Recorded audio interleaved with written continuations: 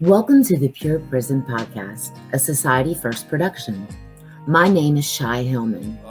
Before we begin, we want to give an introduction of our goals, and that is to provide a platform that identifies both the problem and the solutions to the criminal justice system. The purpose behind Pure Prison Podcast is to give a voice not only to those who have been impacted by the system, but also to those who are positively impacting the system. Society First wants to ensure that all guests feel free to express their thoughts and beliefs. With that being said, not all views and beliefs of those interviewed are necessarily the views of Society First. With that, we hope that we will inspire you to get involved, for it's only together that we will make a difference.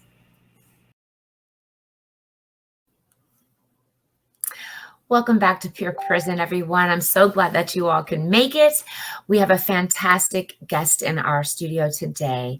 This is Miriam Jacobs, and she is coming all the way from the Netherlands to be with us. And boy, has it been it's been a hectic morning. So I'm going to go ahead and bring her in and let her introduce herself, and we're going to go from there, all right? Hi, Miriam. How are you today? Hi, Shai. I'm very well. Thank you for asking, and thank you for inviting me for this podcast. I enjoy doing this. Absolutely. Tell us a little bit about yourself, please, and what started you on this road and this way to advocacy.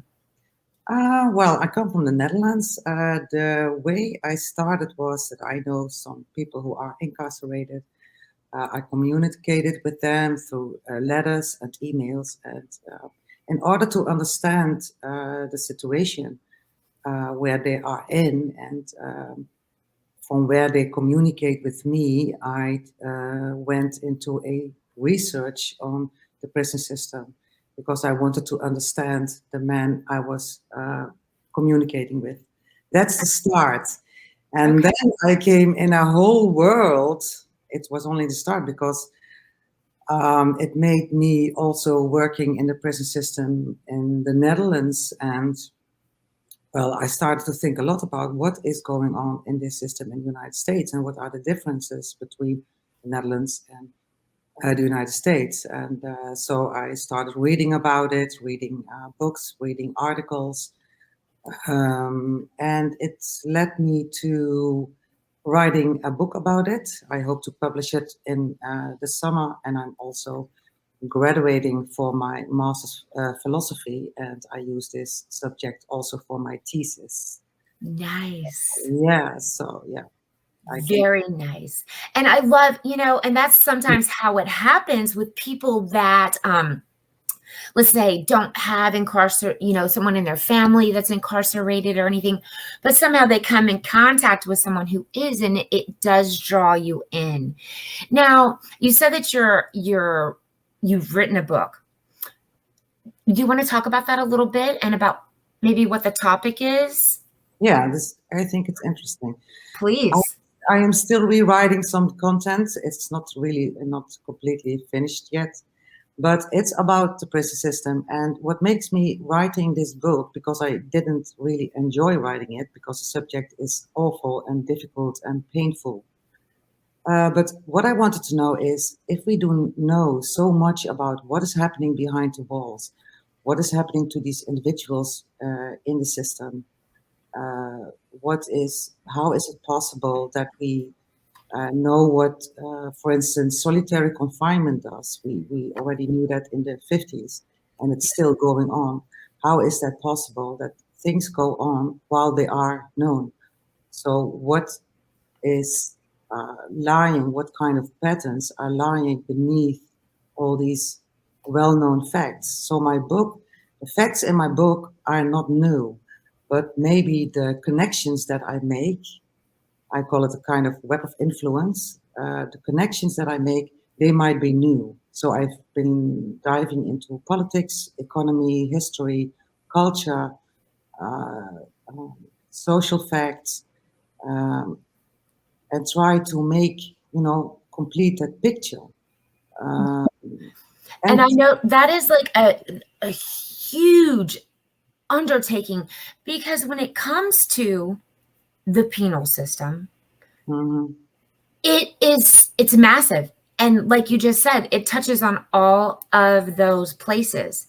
And I love that you said it, society. It's a ripple effect. It affects so much in our society here. Mhm. It's incredible. And also you touched on the awareness, transparency. That's a big thing. That's a big thing, and I know that you're huge on that. So I'd love to hear a little bit more about what you think about that, because our prison system here is not transparent at all. No, it absolutely isn't, and that has a reason because the goals of prison reform are hugely different from the goals of the system itself. What I found out is that the corporal power is huge in the United States, and in fact, the corporations they rule the country. They also rule politics. They have all this money and they pay politicians for their campaigns, for the elections. And in exchange of that, they want to have influence on making bills, making law. What I also found out is that there is a lot of manipulation going on. This prison system is built on manipulation, manipulating amendments. Because one of my questions was, how is it possible that we have an eighth amendment which says torture is forbidden? Prisoners always have to be treated on a humane way, on a decent way, and we don't see that back in the prison. How is it possible that these two exist next to each other?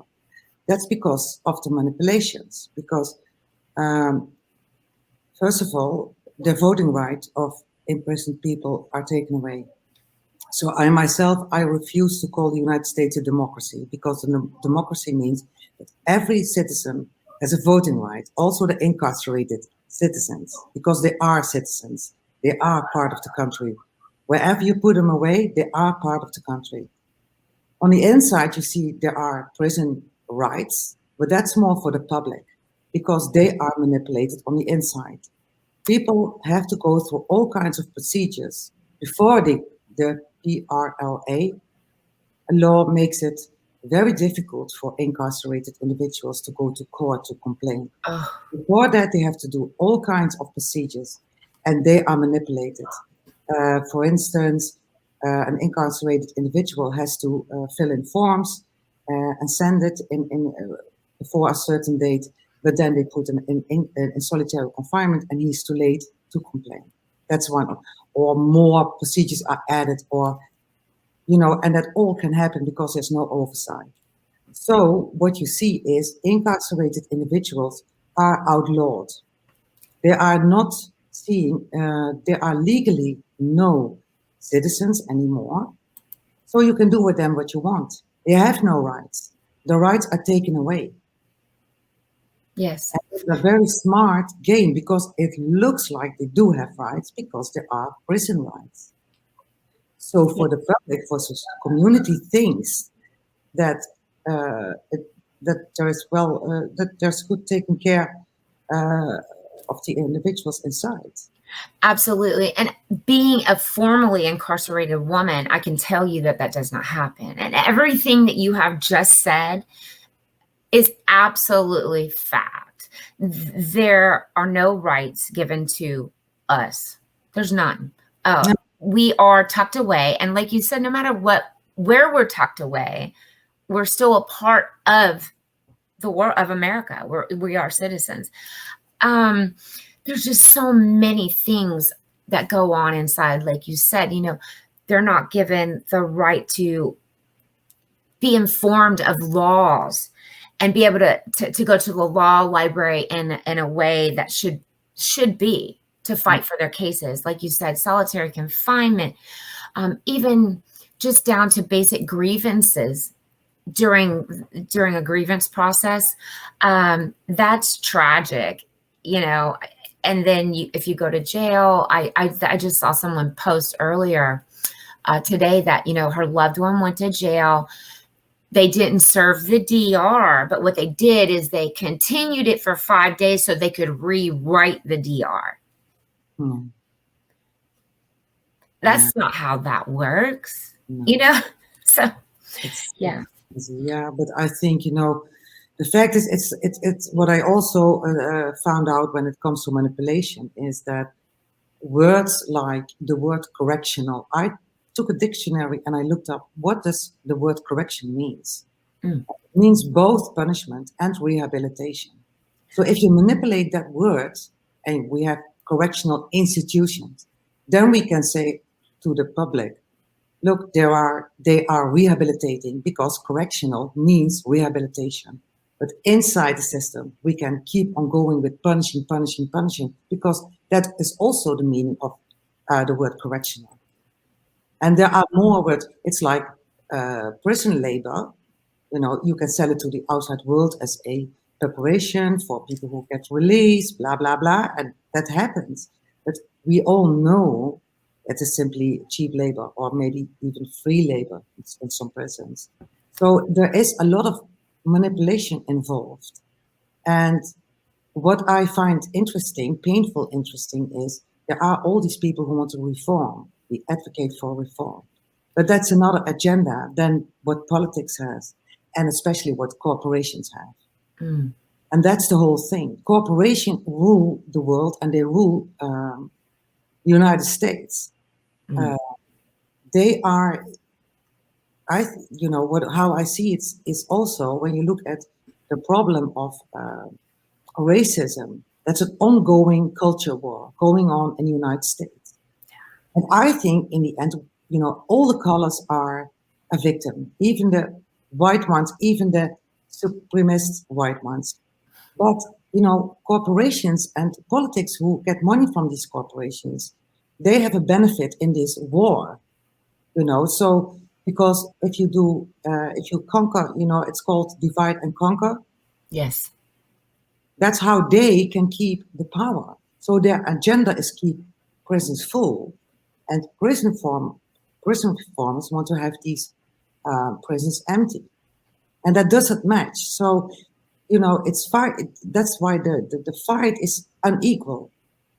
We have no millions. If I want to reform the prison system, I only can do that when I have millions. Except when there's one other solution, and that's when society wakes up to these goals. If society knows that this whole culture war is simply uh, in the benefit for the wealthy ones, the corporal ones, that they are used, we all are used in this war only to fill the pockets of the wealthy ones and the corporal ones, then we can wake up and then we are a large number of people with a lot of power. Yes. And we are large numbers. I'm sorry, say it again, Miriam. Well, that starts with awareness. Yes. And that's what I was going to say too, is I don't understand why there are so many incarcerated millions of people incarcerated in the United States, which means that there are millions of families out there who are affected by this. And you know what happens and you see what goes on, because I see your posts. Why aren't we all coming together? We outnumber, and we need to act. And if you are aware, why aren't you advocating? I don't. Yeah, that's a big question, because that starts with every individual in society. Every person has to make a choice. I mean, there was already, when it comes to race, it was already that people had to make a choice, and in the time of Martin Luther King or Malcolm X, there have been people who they also appeal to that awareness, but also the lazy people, there are also people who think, I do have my house, I do have my car, I do have my job. Don't bother me. It's going okay with me. Yeah. And awareness goes slow. It's always a slow process. But Yeah. people have to really become aware that everybody is played. But everybody, look at you have the prison system, but the prison system is a reflection of society. If you want to change the prison, you have not to start in prison, but you have to start in society, because that's where the problem is. And the prison system how do I say that? The problems are in society, and the prison system is kind of a side effect of the problem in society. Absolutely. And And when you look at, for instance, sorry, no, go but ahead. what I try to say is, a while ago we had all these articles about a lot of women in the women's prison in Florida were raped on a daily basis. There were articles about this. Has been a whole investigation. There is proof. Okay, they want body cams. Okay, that's a solution, but it's a short-term solution.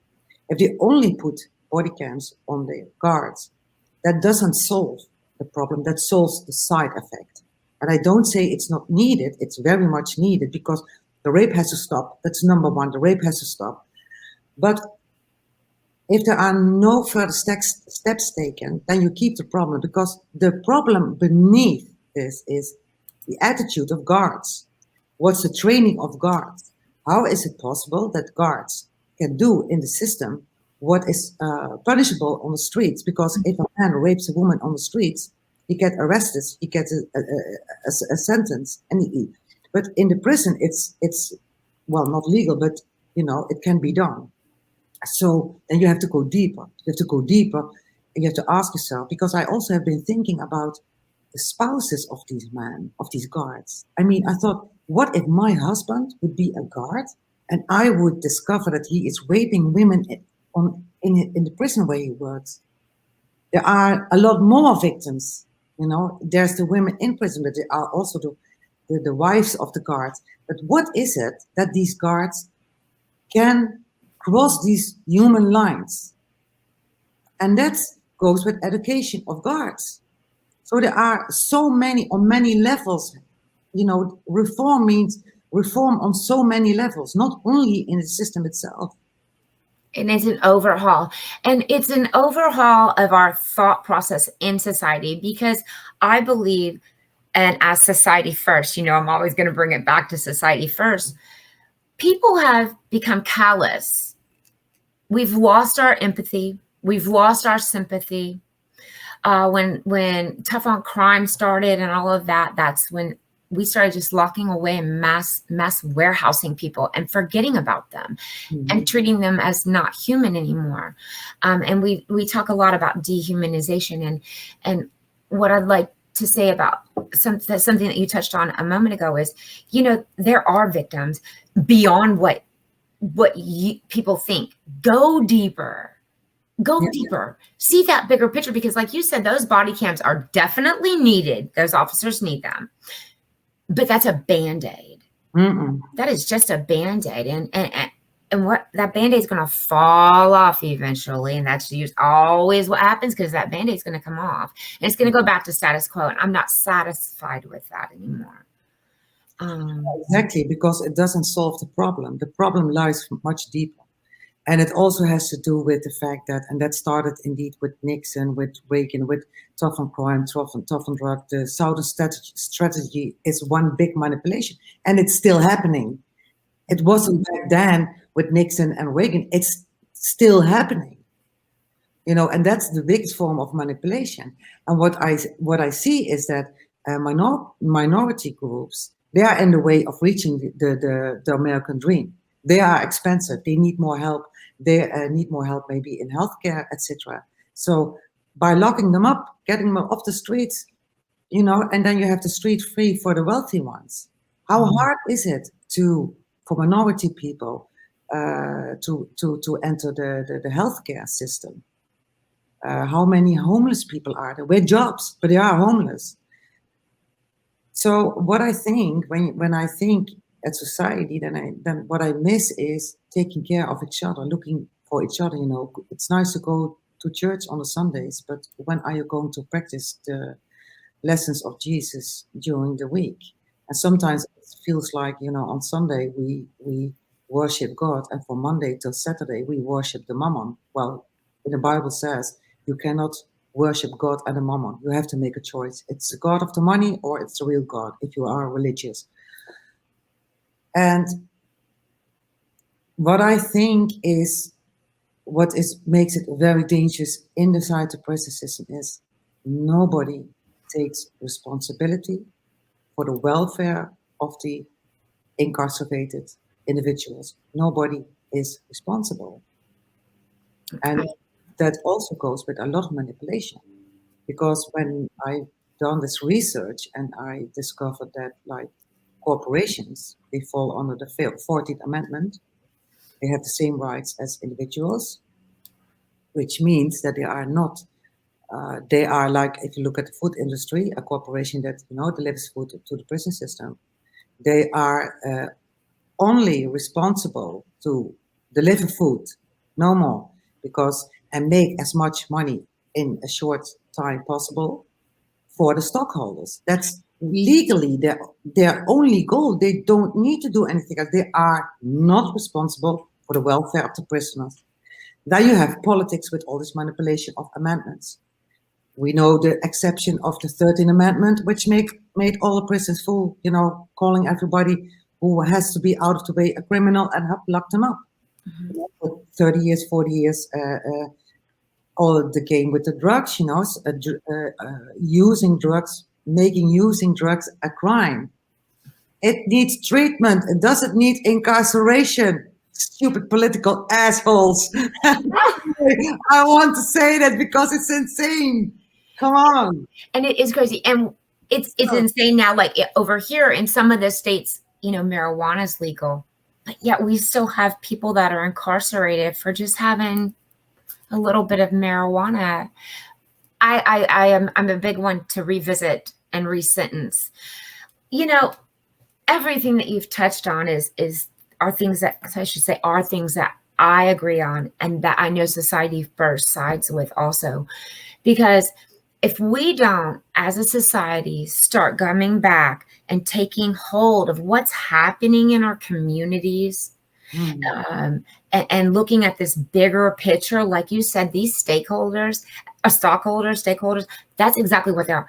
That's all that matters, is that bottom line. How much money are they making? How much can they cut back? And believe me, there's a lot of cutbacks in the prison system because of this, just so they can make money, not take care of everything. I think the whole people, not only the incarcerated, but the whole people, all the communities together, they all serve, and they don't know it. They are not aware of it. They don't do it on purpose, but they all serve the corporations. The corporations don't sell products, but they sell lifestyles.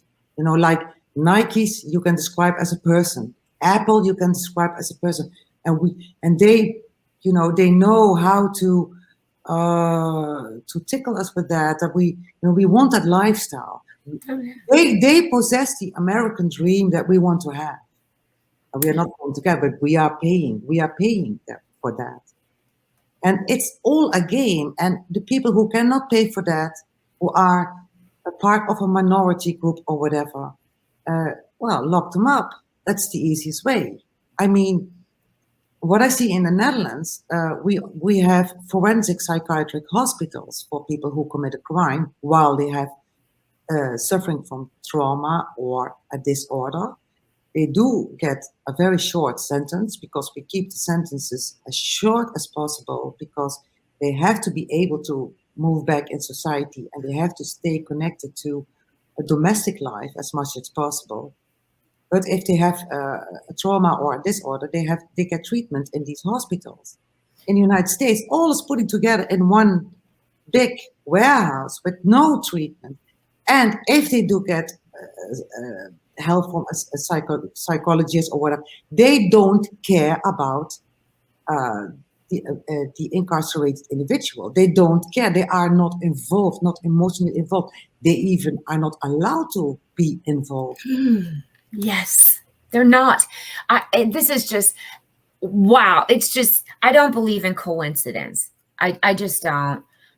When things start happening and everything that you're touching on, last night and yesterday, I was just all over the internet trying to get some articles and things and post them on the page. And everything you're touching on are things that are happening right this second to people that are. One big post I just did, this is incarcerated men in Florida being beat up, the rapes of the women in Florida. This is happening now. and we need to take action now. And we, go to Society First, look at we actually give solutions. And that's why I love them so much. I love this. I love my organization that we've partnered with, because they know the problems. We see the problems. We've listed them. They're listed. But what I love the most is there are solutions to rehabilitation on the inside, reentry reform, and actually helping each community in the nation, outreach programs. We need to start coming back together. We really do. Yeah, and I think what's very important for society to realize is that if you rehabilitate the incarcerated individual, you also rehabilitate the victim, and you rehabilitate society. The benefit also for the victims and society. If an incarcerated individual is not rehabilitated but broken, then the victim cannot heal, because I've been thinking about it. I have 4 children, and I thought, what if one of my kids is murdered? What do I want? I will never be able to really imagine what it means, because it didn't happen to me. But I tried to imagine that, and I thought, what I want from the murderer who killed my child is that I can look in his eyes and see my own pain reflected in his eyes, because then I know that he is very aware of what he has done, that he takes responsibility for what he has done, feels guilty, and then I might come to a moment of forgiveness or not, but then I can heal myself. But the incarcerated individual only can do that if he first learns to be responsible, because that's also, I work with incarcerated people in my own country, and that's part of the process that I go through with the incarcerated men. That's a key phase in the whole process, is trying to figure out where did it go wrong with responsibility, because at the moment that I committed a crime, I don't feel responsible because I can cross lines. So something in my life, can be trauma, it can be my youth, everything, something went wrong. And therefore my moral responsibility has not been able or could not develop normal way. So that has to be restored. That's restorative justice also.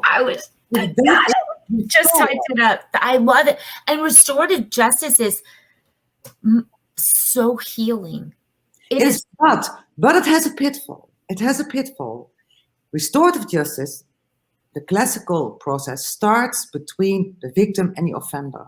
But many times, and especially in the United States, where there is no rehabilitation, the victim gets a chance to do a process of healing, but the prisoner, he has no possibilities. And then you get an act. Then you get answers for the public, because the offender knows that he is supposed to feel guilty, sorry. So but he only can feel that if he first can heal himself. And takes accountability. Yes. But society expects him to feel guilty. But there has to be a process. And that's why I call that deeper justice, doing deeper justice to yourself on a deeper level before you go to restorative justice with that victim. First, you have to heal yourself. First, you have to develop moral responsibility, because it makes you also more human and mature, because without responsibility, we are not mature. Yes. And then we can take that step to the victim, and then it's really pure inside. Then I can say to you, I feel responsibility. I feel now what I have done. And you have no recidivism anymore, because once you are aware, you cannot make the same mistake again, because you know now. That's what it's all about. I love it. I love that. We just did a wonderful interview with a beautiful lady named Jaylyn from Lita Health, and they have many programs, and that is one of theirs is some men, the men perpetrators that have perpetrated upon women. That's a healing class and accountability that they give them. And you're absolutely right. And that can lead them into that restorative justice and that forgiving and that, understanding the victim's side. I totally agree. I love it. I love it. But first, that's really important. First, the incarcerated individual has to heal himself before he gets to it. When I work with the prisoners in my country, we also look at the crime because the crime has important messages. What is the crime telling you? Because you exactly that crime, what was happening around it, what was happening before it, but also the crime itself has a message where that leads to more insight. And that's very important. That's crucial. Looking at the crime without any judgment, just as an happening, as a big act, and all these things are so important. But also, the prison system, the building of the prison should be changed because it's such a devastating environment. And because now when I read, that there are some prisons, they have rehabilitation programs, but how can I rehabilitate when I see a group or a psychologist for 1 hour a week, and all the other hours I am with these guards who are not allowed to treat me as a human, and in this environment. So, but I think community has to restore too, has to rehabilitate too. I totally agree. Prison is really a mirror of society. Yep. There has to be more compassion, true compassion in society, also for each other. Absolutely. No military police anymore. Now it's like sometimes it feels like it's wartime. And accept that every human being has a good part and a bad part. And bad parts are not bad in a judgmental way, but they are learning parts. Parts we still have to develop. I hear a lot of judgment. Sometimes people advocate for incarcerated people who ended up in prison innocent. I don't do that. I don't care what you have done. The most heinous crime, nobody deserves the system. Because if I think that another human being deserves the system, then I am inhumane to myself too. If a guard, and he has to become aware that if a guard is able, before a guard is able to beat up a prisoner, then he first has dehumanized himself. Because when you feel more responsibility, you cannot cross that line. I could never do that to anybody. Right. And I see so many articles and things that are posted about this. And I am one of the people who does, I always like to say this, not every guard is bad, not every CO is bad. Some of them are very compassionate, but they're so far and few in between. They really are. Yeah, and what I think is that it's very important to see that these guards can act this way because the system is evil. Yeah. It's the system itself that creates all this because human beings want power, are sensitive to power. Nietzsche wrote a book about it, So it is in human nature that we are sensitive for power. And the whole prison system is based on power, fear and power. And guards can do this because they are trained in a way to do this. So the training is really bad. And the system invites them to do this. There were a few years ago, there was a man, I don't know in which state it was. It was in the news. There are still articles about this man. This man, he was mentally retarded. He only had to do 5 months. He only had to do 2 more months and he would be released. Then he was mentally functioning, 5-year-old child or something, and he had put defecates on the wall of his prison, and he got punished, and he was put in a shower, and the temperature of the shower only could be regulated on the outside, and the 2 guards put up the heat, and the man has been boiled in 2 hours, boiled to death. Oh my God. I use that example in my book because it all connects what I am finding out. First of all, we have to be aware, Shai, that this shower has been built very consciously. This is a shower to punish because the temperature can only be regulated on the outside. Okay, so there has been an architect who has drawn this shower. It's a conscious choice. Then there were people who built that shower. Those are all conscious choices. And we have to become aware of the fact that torturing people in the system is a conscious choice. It's not an accident. It's not a coincidence. You know, it is chosen to do that. And that's what people have to become aware of. We choose to torture people. We do that deliberately, and we can do that within the law. So we can torture people even to death on a legal way with all these manipulative games. We can do that because those guards, one was fired and the other one, or both of them, were fired.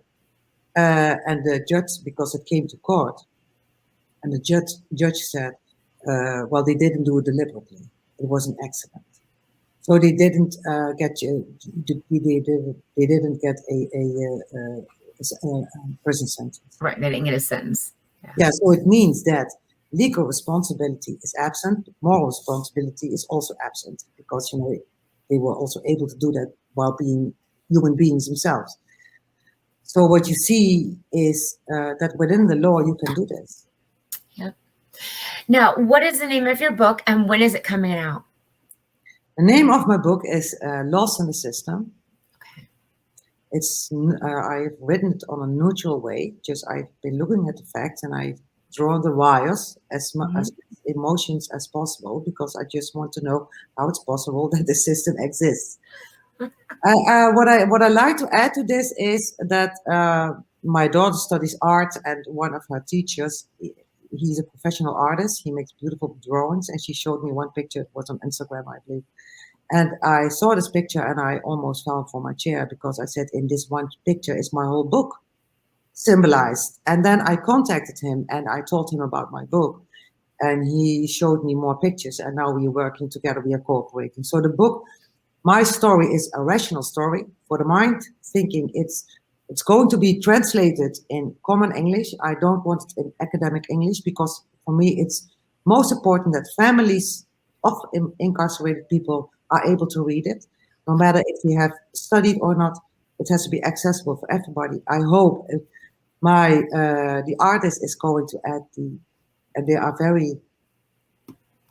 he expresses my story on soul level. So you read it with your soul and your mind.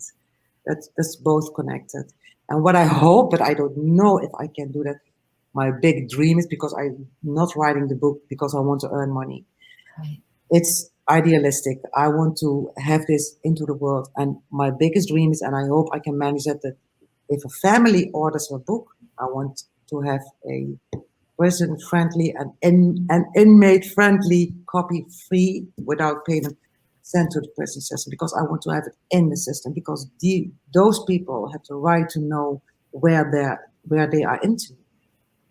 I don't know if it's accepted, if it's accepted in the prison, but that will be my dream goal.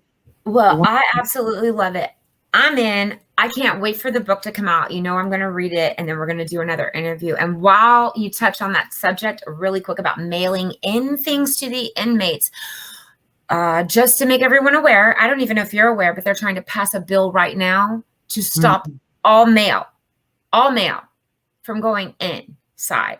You will not be able to. Where? In the United States. Or in Florida. I think this is a Florida bill. I'm pretty sure this is a Florida bill. No birthday card. Yeah, I'm pretty sure it is a Florida bill. No birthday cards, no mail, no solicitation, no. That's unconstitutional. You're taking. Why? What's the reason? What?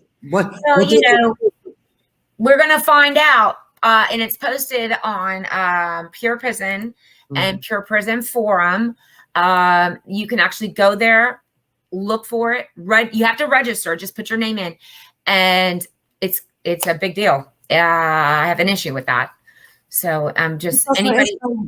I don't hear a reason. That's what we're waiting for. We kind of want to know a reason too. Because that's one of these dangerous goals of the whole system. The whole bureaucracy is random. It's just random. The rules serve no goal. Only power play. That's the only thing. Well, and you know that they're gonna throw it out most likely. You know that drugs come in that way, but drugs can come in other ways. Yes, of course, and it did. Okay, and we know how. So let's not be crazy here. But yeah, so anybody who has an incarcerated loved one that's here in Florida, jump on the page, Pure Prison or Pure Prison Forum, because it's there, it's posted. Angie Hatfield is amazing. She's always throwing that stuff at me. I love her for it. But yeah, I have enjoyed having you on. I love speaking to you, and you always crack me up. I mean, I had the best time talking to you. Your spirit, your energy. Thank you for being an advocate. Thank you for going deeper, looking deeper, and making people or allowing, that's better, allowing people to become aware. Exactly. I love it. Yes, thank you. Well, I liked it very much to be in the podcast show. Thank you very much for inviting me. And, it's a way to bring the message to the people. Yes, and that is what I want to do as Pure Prison, as the media platform for Society First. That's what we do. We want society to come back together, guys. Let's come back together. Let's heal. Let's start making law changes and standing up for ourselves. And make society more human too, also to each other. Absolutely. Give that love back. Where does all that love go? And as I always say, every decision that you make during your day, you have a choice. And like you said, it's all been a choice. You have peace or pain, and it's always going to bring you one or the other. Always. That's going to be the end result, peace or pain in every decision you make. So thank you, Miriam. I can't wait to see you again, and we will talk soon. Yes, I would like that. I'm looking forward to it. Absolutely. I'll hit you up this week. Thank you so much for coming on. You're welcome. All right. Well, everybody, thank you so much again for joining us. I need you to go to www.deeperjustice.com. Dig deeper. Stop putting Band-Aids on things. Let's actually get together and fix it. Please go to www.society-first.com. Look at it. We put the problems out. We have the solutions. Let's come back together. I really enjoyed this. I look forward to our next one. Everybody have a great night. Bye-bye.